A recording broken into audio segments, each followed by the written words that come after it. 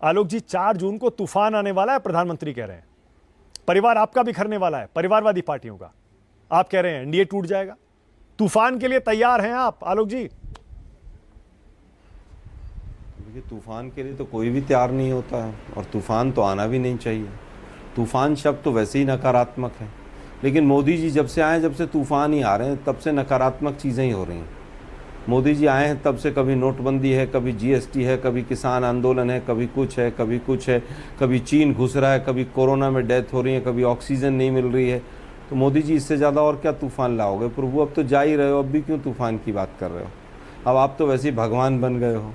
आप 2014 में प्रधान सेवक थे, 2019 में चौकीदार थे, और 2024 में अब भगवान हो गए हो। अब भगवान बन के भी तूफान ही लाओगे क्या? मुझे लगता है इस तरह की चीज़ें देश के प्रधानमंत्री को शोभा नहीं देती। एक तरफ आप मछली, मंगलसूत्र, भैंस और मुजरे तक पहुंच गए, अब आप तूफान की बात कर रहे हो। देश के प्रधानमंत्री हैं आप, 10 साल तक आपने देश के ऊपर शासन किया है। 10 साल में क्या किया वो बता नहीं पाया आप पूरे चुनाव में। पूरे चुनाव में आप चल हो जा शुरू। केसरिया से मन जोगी हुआ रे, दिल झूमे देखो पतवारा हुआ रे, दिल झूमे देखो पतवारा हुआ रे। हर पल मनाओ केसरी त्योहार। विमल, बोलो जुबान केसरी। आप एक नैरेटिव सेट नहीं कर पाए। हाँ, इतना ज़रूर है कि आपने कभी डराने का रास्ता लिया, कभी तोड़ने का रास्ता लिया। आप बनारस में लोगों को अपने नॉमिनेशन फॉर्म तक तो दिलवा नहीं पाए, आप तूफान की बात कर रहे हो। आपने जितने वायदे 2014 में किए थे उसके ऊपर आपने पूरे चुनाव में बात नहीं की। अब आप दाढ़ी बढ़ा के, बंगाल का चुनाव था तो कहने लगे मैं टैगोर बनने की तरफ जा रहा हूँ भाई। अब लोग कह रहे थे ऐसा, अब ध्यान करके आप विवेकानंद जी की तरफ चल दिए हैं। तो मुझे लगता है कि देश का प्रधानमंत्री के जो जिम्मेवारियां थी उनके ऊपर पूरा उनको फोकस करना चाहिए था। और आज भी जिस तरह से ये मेडिटेशन नहीं है, मीडिया अटेंशन है, ये जिस तरह से राजनीतिक नौटंकी हो रही है वो पूरा देश देख रहा है। केवल वहाँ पर मीडिया के लोग तो ज़रूर दिखा रहे हैं, देश की जनता नहीं देखना चाहती है कि भाई क्या दिख रहा है और क्या दिखाया जा रहा है। मानक जी, आपको तो जाना चाहिए था वहाँ। अच्छा, सब लोग शूटिंग करने गए, आप पता नहीं क्यों कहाँ हिमाचल में घूम रहे हैं। अरे भाई, वो जिन लोगों ने सबने इंटरव्यू लिया सब पहुँच गए वहाँ, आप पता नहीं कहाँ पीछे रह गए। फिर हमारे ऊपर आरोप लगेगा कि हमने कहीं रोक दिया हो। देखिए, अरे भाई जाइए, आप शूटिंग वूटिंग चल रही है वहाँ बड़े।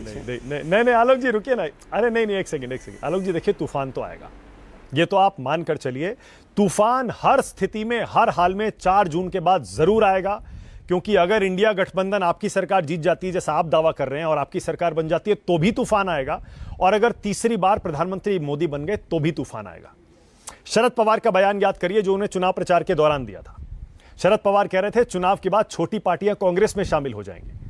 प्रधानमंत्री भी उसी तरफ इशारा कर रहे हैं। आलोक जी, अगर बीजेपी की सरकार आ गई तीसरी बार तो ये छोटे छोटे दल क्या करेंगे? अस्तित्व की लड़ाई लड़ेंगे? क्या कांग्रेस में शामिल हो जाएंगे जैसे शरद पवार कह रहे हैं? मानक जी, कोई पार्टी किसी में मिलेगी, कोई नहीं मिलेगी, इसको तूफान थोड़ी कहते हैं। तो राजनीतिक प्रक्रिया है। पहले भी बहुत सारी पार्टियां मिली हैं, टूटी हैं, सब कुछ हुआ है। और जितना तूफान पिछले 10 साल में राजनीतिक पार्टियों में मोदी जी लाए हैं, इनकम टैक्स, ईडी और सीबीआई के द्वारा, मुझे तो नहीं लगता अब 4 जून के बाद कोई भी दल आएगा तो कर पाएगा। पहली चीज़ तो यही है कि मोदी जी तो चले ही जा रहे हैं। हम लोगों की तो कभी ऐसी नीयत नहीं रही। पिछले 10 साल जो हमने यूपीए 1 और यूपीए 2 किया, अगर हमें तूफान लाना होता तो तूफान वहाँ भी आ जाता। लेकिन हमारी नीयत ऐसी नहीं रहती है। हमारा जो एजेंडा रहता है वो ये नहीं रहता कि छोटे दलों को तोड़ दो, फोड़ दो, उनको अपने साथ मिला लो, जो मोदी जी का हमेशा से रहा है। मोदी जी तो इनकम टैक्स, ईडी भिजवा देते हैं। इलेक्टोरल बॉन्ड सीधा सीधा प्रमाण है। महाराष्ट्र की सरकार कैसे गिरी, गोवा में क्या हुआ, अरुणाचल। आज जयराम रमेश ने क्या कहा? एनडीए बिखर जाएगा। इसका मतलब आप भी तोड़ेंगे ना एनडीए को, अगर आपकी सरकार आ गई या आप सरकार बनाने के नजदीक पहुंच गए। हाँ, देखिए, जयराम रमेश ने कहा एनडीए बिखरेगा क्यों? एनडीए बिखरेगा क्यों? एनडीए इसलिए बिखरेगा कि एक तानाशाह का, एक झूठे शहंशाह का शासन समाप्त हो जाएगा। एनडीए में क्या समझ रहे हैं आप? एनडीए में सारे दल जो हैं वो डर के बैठे हुए हैं वहां। जैसे ही 4 तारीख का 1 बजेगा, आप देखना न्यूज़ 24 पे जब ब्रेकिंग आएगी कि मोदी जी को बहुमत नहीं मिल रहा है, एनडीए सरकार पिछड़ गई है और एनडीए गठबंधन आगे बढ़ गया है, तो आप देखना सारे के सारे राहत की सांस लेंगे। सब अपना कूलर का टेम्परेचर कम करेंगे। अरे वाह, भाई काम हुआ, अब तो ये बहुत 10 साल में पीछा छुटा है इस अहंकारी शासक से। तो मुझे लग रहा है कि उसको हम तूफान उसको भी नहीं कहेंगे। अच्छा। उसको हम कहेंगे आलोक जी। राहत कार्यक्रम चालू अच्छा होगा आलोक फिर जी, उसके मैंने बाद। रिकॉर्ड कर लिया है, कि मैंने रिकॉर्ड कर लिया। आपने कहा 4 जून को 1 बजे के आसपास आपकी सरकार बनेगी और एनडीए टूट जाएगा। मैंने रिकॉर्ड कर लिया, 4 जून को फिर बात करेंगे और उससे पहले 1 जून को यानी कल शाम को न्यूज़ 24 टुडे चाणक्य के एनालिसिस में भी बात करेंगे। संजू वर्मा की बारी है।